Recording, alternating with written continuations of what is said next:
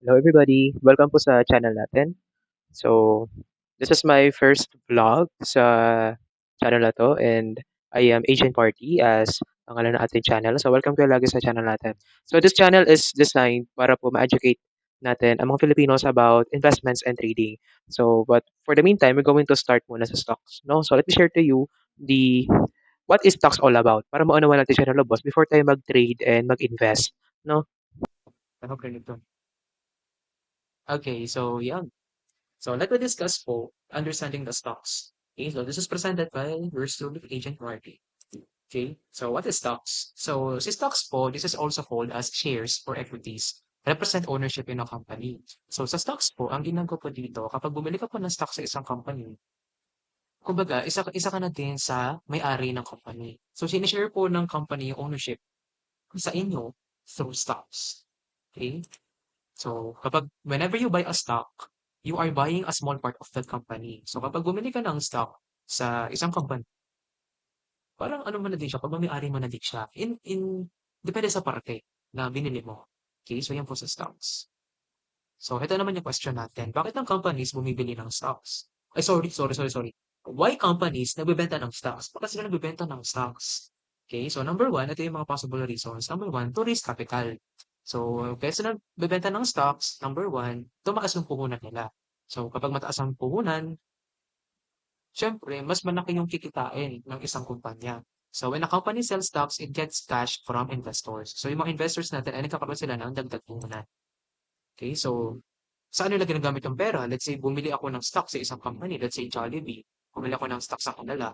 So, dagdag capital na sa Jollibee. Okay, so yung money na yun ay ginagamit para mag-expand ng operations. So, kapag halimbawa po, madami ang investors ng Jollibee, kunwari, nakakapag-add sila ng bagong menu, nakakapag-add sila ng bagong meal, something like that. So, siya. Number two, build new branches or factories. Tulad yan, another example, Jollibee ulit.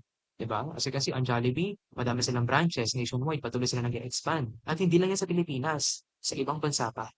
So, yan ang power ng stocks. So, ibig sabihin, madami ang investor sa Jollibee, madami ang shareholders ng Jollibee. That's why nakakapag-expand sila. Okay. Next, number three, bad equipment or technology. So, example ulit, Jollibee na naman, no? Kung ano yung Jollibee. Okay. So, si Jollibee, as you can see, nag-evolve siya through technology. Dati walang kiosk. Ngayon, meron na. Dati wala tayong Jollibee app. Ngayon, meron na. Dati, kahirapan sa delivery, kailangan pang tumawag or something. Ngayon, meron ka na sa app. One call away na lang ang Jollibee ngayon. So, yun yung best example nun. That is the power of stocks. Okay? Number four, ito, launch new products. Ito na siya. So, the same siya dito sa one. So, pwede sila makapag-explore to try new products para syempre bago sa panlasa ng masa. So, mas madaming income, mas maganda, diba? Something like that. And also, ito yung isa sa mga reason din, mabayaran yung mga utang sa pay debts. Okay? So ito naman, another reason, bakit ang mga companies nagsasell ng stocks? Okay? To share ownership and risk. So since nagbebenta nga ng company ang stock, so yung ownership ay ipinapamahagi mo din sa iba. And also, yung risk din ay naipapamahagi din sa iba. Okay? By selling stocks, yung mga founders do not shoulder all the risk alone. So yung mga risks ng company ay hindi lang sa kanila kasi pwede mo rin siya i-share sa iba. Ang risk po, ito po yung mga possible na mangyari in a negative way. Ano-ano yung mga risks ng company? Number one, bumaba yung benta. Number two, ano ba mga possible risk? Bumaba yung benta, malugi. Ang worst case scenario, magsara sila. So, yung mga risks nun. Pero so far, kapag ang company ay well-established, matagal na, malaki na, ilang years na nag-ooperate, yung mga risks niyan, very minimal na lang. No? So, ayun lang naman siya. And at the same time, so since you are sharing ownership, i-share ka ng ownership, maibabahagi mo din sa iba yung profits, yung kita, and losses. So, hindi lang profit, losses din syempre. So, hindi sa lahat ng oras na bumili ka ng stocks, puro profit. Syempre, hindi naman laging ganon. So, wait lang ha. Okay. So, yun. So, yun po siya. Okay, next naman. So, bakit nagsasell ang company ng stocks? So, syempre, mas nag-grow sila na mas mabilis without any borrowing. 'Di ba? Kasi kapag halimbawa, ang company kasi ay nangungutang, kasi nangutang sa bangko, pag nangutang sila ng bangko, merong interest yun. Tapos fix ang payment. At the same time, kailangan mo talaga siyang bayaran on time. 'Di ba? So, ang interest ng bangko, 10%. Masakit kasi sa ano yun, eh. Masakit sa bulsa yun kapag ang interest ay malaki sa bangko. Eh, doon lang naman kumikita ang bangko sa interest, 'di ba? So, malaki talagang patong. Tapos fix ang payment. Unlike kapag stocks, walang interest. Wala din silang monthly na babayaran. So, yun ang kagandahan, kaya ang mga companies nagsisell ng stocks. Okay? So, mas nag-grow sila ng mas mabilis. Lalo na walang interest. Ito kasi ang habol din nila. So, kaya lumalaki na lumalaki yung mga mega companies natin. Okay, ito naman, number 4, to increase credibility and visibility. Kasi kapag ang company nagsasal ng stocks, ibig sabihin kasi nun, ang impression ng tao, ito malaking company na pala talaga to kasi nagsasal ng stocks. And kapag credible sila enough, and they are visible sa public, pag visible sila sa public, most likely, mataas ang tiwala ng mga investors. And at the same time, pati bangko rin, in case na mangungutang sila. Diba? And mas madami silang ma-attract na partners and customers. Lalo na kapag malaking company sila. Okay? Yun, isa pa din 'to, get more media exposure. So kapag mas exposed ang company sa public, mas tumataas na madami silang share na maibibigay. I mean, ma-accumulate. Ayun.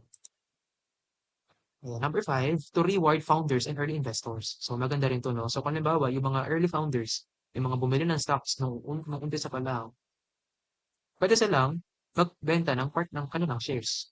Kasi during that time, ang share nila, mababang halaga lang. Tapos ngayon, mataas yung price ng stock. Diba? So, paldo-paldo ang mga early investors during that time. Yeah, they can finally convert ownership into cash. So, yung ownership na binili nila sa isang company, pwede na nila i-convert sa cash. Diba? Kasi malaki ni value eh. Ito naman. Okay? So, ito yung example na to. So, let's say meron tayong company na kailangan ng 100 billion pesos to expand. Hindi ko kung ano company man yan, basta company. Okay, so option A, meron siyang dalawang options. Number 1 or letter A, mangutang siya. So kung mangungutang ang company ng 100 million pesos sa bangko, so kailangan nilang mabayaran yung 100 million pesos plus yung interest. So kailangan nilang bayaran yung on time. Let's say ang interest 10%. Ang 10% ng 100 million is nasa around 10 million. So aside sa 100 million, babayaran nila yung 10 million pesos. So ganun kasakit sa bangko. Madalas nga hindi lang yung 10%, kaya 12.5%, 15%, mababa na yung 7%, 8%, pero malaki pa rin yun, sakit pa rin talaga. Okay? So option B, pwede nilang gawin, magsasala ng stocks. So magsasala ng share sa public, magsasala ng stocks. Walang repayment required. Investors earn if the company grows. So yun ang kagandahan ng stocks. So to summary, selling stocks meaning, so you are giving up the part of ownership ng isang kumpanya. You are also sharing the profits through dividends. Maganda din to, no? Yung kapag bumili ka ng ownership ng company, kung ano yung kinita ng company, may parte ka doon. Kapag ang company ay na-loss, may talo sila, may parte ka din doon. So yun ang concept ng stocks, okay? So sharing profits through dividends, maganda din to. So in case na may kinita ang company, so pwede silang humigin ng dividends sa mga shareholders. Yan. So kapag ikaw, na nakabili ng stock sa isang company, ang tawag sa'yo ay shareholders. So, ganun siya. Answering to shareholders. So, yun yung summary natin. Okay, so companies sell stocks to raise money for growth without borrowing while sharing ownership and risk with investors. So, again, yun yung risk natin. Pwedeng profit, pwedeng loss. Okay, so yun lang naman siya. So, okay, so proceed tayo. Next tayo. Okay, why do people buy stocks? So, ito naman. So, kanina, bakit ang mga company nagsasal ng stocks? Ito naman yung next natin. Bakit ang mga tao bumibili ng stocks? Okay, number 1, to earn money from price increase. So, capital gain. So, ginagawa ng mga shareholders, bumibili sila ng stocks na low. Tapos, kapag mataas ang presyo niya, doon niya ibebenta. Okay? So, lugi ba si ano doon? Lugi ba si company? Actually, hindi naman. Di siya lugi doon. Mas kumita nga yung investor doon. Kasi again, yung binibili yung stocks, isang company ay napakalaking bagay sa kanila kasi nadadagdagan yung kapital. Okay? So, ganoon naman siya. Set example. So, let's say, bumili ka ng stock at 100 pesos. Tapos, after some time, ang presyo na ng stock ay naging 130 pesos. Tumating sa time 130 pesos na siya and then binenta mo. And then ngayon, naka-gain ka ng 30 pesos. Diba? O let's say, example ulit, let's say, Jollibee ulit tayo para hindi na nakalito. Let's say, bumili ka ng 10 shares ng Jollibee pesos. So, bumili ka ng 10 share, 100 pesos siya each, diba? So, 1,000 pesos. And then, nung nalaman mo na, si Jollibee, after 3 days, ang price niya yung 130 pesos na. So, binenta mo ng 130 pesos. Ang price niya yung 130 pesos. So, binenta mo siya for 130 pesos. 130 pesos times 10, 1,300 pesos. So, anong gain mo? 30 pesos times 10, that is 300 pesos. So, ayan siya. So, kaya mga tao bumibili sa stocks. Okay, ito yung number 2, receive dividends. Madami ang gumagawa nito ngayon. Madami mga content creators ang gumagawa ng ganito, nagdi-dividend, dividend investment, something like that. So, ang ginagawa ng mga iba, some companies, ang ginagawa ng iba, bumibili sila ng maraming shares sa isang company kasi ang habol nila yung dividend.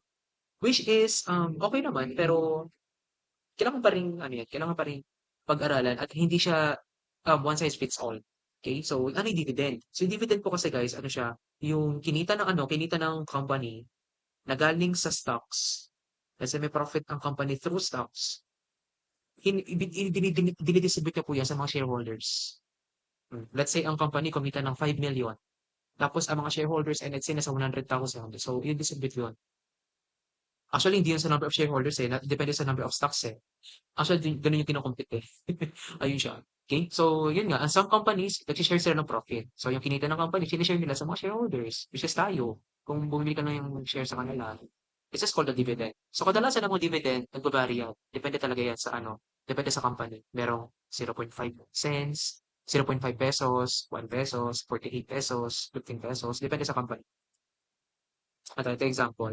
So let's say bumili ka ng share sa Jollibee ulit tayo. Kasi Jollibee, bumili ka ng 100 pesos na share sa Jollibee. And then si Jollibee nag-announce ng 1.5 pesos kada share.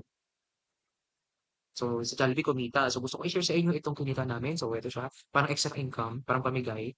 So 1.5 pesos kada share na binili mo sa amin, 1.5 pesos. So let's say meron ka 100 shares na binili kay Jollibee. After 2 years, 3 years, bumili ka ng share kay Jollibee, naka-ikot ka ng 100 shares. So meron kang dividend na 150 pesos. So wala kang ginagawa, kumita ka ng 50 pesos, that all, di ba? So ito yung mga possible risks ng stocks. Number one, the prices go up and down. Ang presyo po ng stocks ay volatile. Meaning po ng volatile, pabago-bago siya. Aangat, pababa, pababa, aangat, pababa, pababa, aangat, aangat. So, ganun po siya, pabago-bago siya. And then number two, you can lose money if the price falls. So, may risk tayo. So, again, may chance na lugi ka, and then may chance din na kumita ka. So, huwag kang titingnan sa negative side. Think ka din sa positive side. And lastly, not guaranteed ang return. Ayun siya 'no, so not guaranteed. So ibig sabihin ng not guaranteed, hindi garantisado kung ano yung kikitain mo, magkano yung return na makukuha mo, 'di ba? Unlike sa halimbawa nagtrabaho ka, alam mo na guaranteed ito yung salary mo. Dito kasi depende talaga eh, hindi siya garantisado. Kikita ka ng milyon, kikita ka ng libo-libo, hindi talaga. Depende yan sa'yo. So to summarize, the stocks are invested that give you partial ownership in a company with potential profit and risk. Okay, so ayun na naman siya. I think yun lang. Ayun. So, thank you po sa panonood ng aking vlog ngayon. So, next video natin, discuss ko paano mag-invest sa stocks. O kaya naman, ano ba pwede? Basta abangan nyo lang sa susunod kong video. Tignan natin, no? So, thank you so much for watching everyone. Have a nice day. Bye-bye. Follow sa channel ko, ah.